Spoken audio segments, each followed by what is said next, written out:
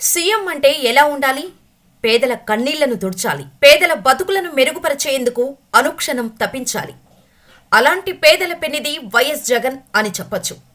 ఆంధ్రప్రదేశ్లోని పిల్లల చదువే కాదు, వారి పెళ్లికి కూడా సాయం అందించే వైఎస్ఆర్ కళ్యాణమస్తు, వైఎస్ఆర్ షాదీ తోఫా సాయానికి నిధులను బటన్ నొక్కి విడుదల చేశారు. ఈ 5వ విడతలో 10,000 మందికి పైగా జంటలకు ఈ కార్యక్రమం ద్వారా నిధులను అందించారు. చదువుకుంటే జీవితాలు బాగుపడతాయనేది జగన్ నమ్మకంగా చెప్పే మాట. చదువే బంగారు భవిష్యత్తుకు పునాది. అందుకే చదువుకు స్కీముకు లింకు పెట్టామని సీఎం అన్నారు. ప్రతి పేదింటి పిల్లలు చదువుకోవాలి. ఖచ్చితంగా 10వ తరగతి సర్టిఫికెట్ను ఎలిజిబిలిటీ పెట్టడం వెనుక ఉద్దేశం అందరూ చదువుకోవాలన్నదే తన తపన అన్నారాయన. ఇక బాల్య వివాహాలను కూడా నిరోధించడం కూడా ఈ స్కీమ్ యొక్క ఉద్దేశం. 18 ఏళ్ల వధువుకు 21 ఏళ్లు వరుడికి ఉండాలి. ఈ పెళ్లికి నిర్దిష్ట వయసు ఉండటంతో అప్పటికీ ఇంటర్ వరకు చదువుతారు. అందుకు అమ్మఒడి సాయం అందుతుంది. ఖచ్చితంగా చదువు వైపు పేదలు అడుగు వేసేలా ఎంతో ఆలోచించి నిర్ణయం తీసుకున్నామన్నారు జగన్. ఇంటర్ కాగానే పూర్తి ఫీజు రీఎంబర్స్మెంట్ ఇస్తున్నాం. విద్యా దీవెనతో పాటు విద్యా వసతి కూడా ఉంది. ప్రతి అమ్మాయి ప్రతి అబ్బాయి గ్రాడ్యుయేట్ కావాలి. అందుకు ఖర్చు నేను చూసుకుంటాను. మీరు చదువుకోవాలి. మీ తల్లిదండ్రులు చదువుకోవాలని చెప్పారు జగన్. తల్లుల అకౌంట్లోకి నేరుగా డబ్బులు వేస్తున్నాం. మంచి చదువుంటే మంచి ఉద్యోగాలు వస్తాయి. మన ఏపీ తలరాత మారుతుందన్నారు జగన్. చదువునే ఆస్తిగా నమ్ముకోండి. మన తలరాతలను మారుస్తుందని జగన్ చెప్పుకొచ్చారు. ప్రపంచ గమనాన్ని మార్చే శక్తి చదువుకే ఉందనేది ఏపీ సీఎం వైఎస్ జగన్ మాట. అందుకే సాయం విషయంలో ఆలస్యం కాదు.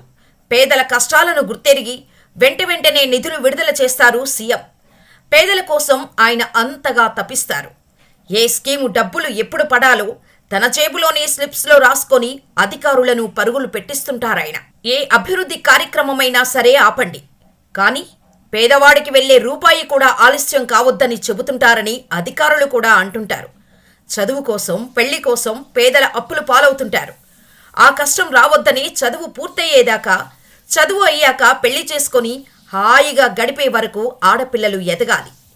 ఆడపిల్లలు చదువుకుంటే వారి పిల్లలు కూడా గొప్ప తరంగా ఎదుగుతారని జగన్ ముందు చూపుతో పెట్టిన కార్యక్రమం ఇది. అక్టోబర్, నవంబర్, డిసెంబర్ నెలల్లో జరిగిన వివాహాలకు వెంటనే 70 కోట్లకు పైగా నిధులను విడుదల చేసి మంచి మనసు చాటుకున్నారాయన.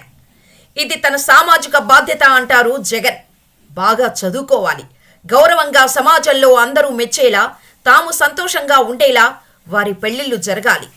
అదే నాకు సంతోషమని బటన్ నొక్కుతూ చెప్పారు జగన్. ఇప్పటివరకు మొత్తం లబ్ధిదారులు 56,194 మంది. జగన్ ఇచ్చిన సాయం విలువ దాదాపు 430 కోట్లు. ఈ ఒక్కటే కాదు, ప్రతి స్కీముకు సంబంధించి వైఎస్ జగన్ పేదల కోసం అనునిత్యం తపిస్తూ పేదల గుండెల్లో నిలిచిపోయారు జగన్. ఇదే కదా ఏ ప్రజలైనా కోరుకునేది.